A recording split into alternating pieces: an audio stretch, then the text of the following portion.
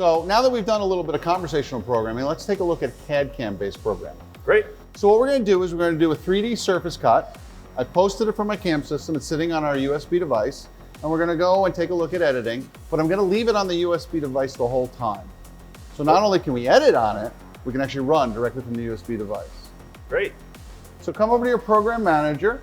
We'll see our local storage, and then you'll get your USBs. So when you come in, we're going to open it up and edit it just as if we were programming or using a file that was sitting on internal memory. So find the program you want, just hit the little arrow open, voila, we're in.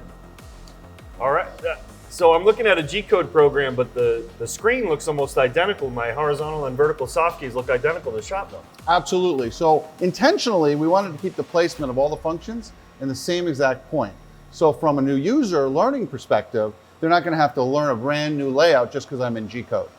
So if I wanted to mill a pocket, I can go to milling, go to pocket, and you notice it's exactly the same. Not only exactly the same, it's conversational, right? So our G-code is actually a hybrid. So it's conversational and G-code combined. So here you could fill out that page, an end user could drop in some numbers and actually modify the G-code file from the control.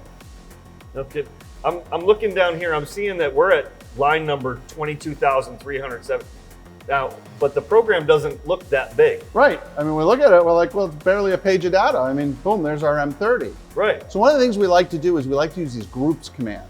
Now you can use groups in shop mill, we can do it in G-code, or you can even have the post do it. And what I do is I like to be able to add or subtract large chunks of code from my CAM system. So like, what do you really want to know? You're an operator, you walk up to the machine. Do you care what's happening on line 3022? Absolutely not. So what do you want to know? I want to know my work offset coordinates. I want to know my speeds, my feeds, my tool that I'm using. So we put up that right outside the group so I can get a quick snapshot and see multiple operations all on the same page. Right. Then if I want to get into the meat of it, we certainly could. Yeah.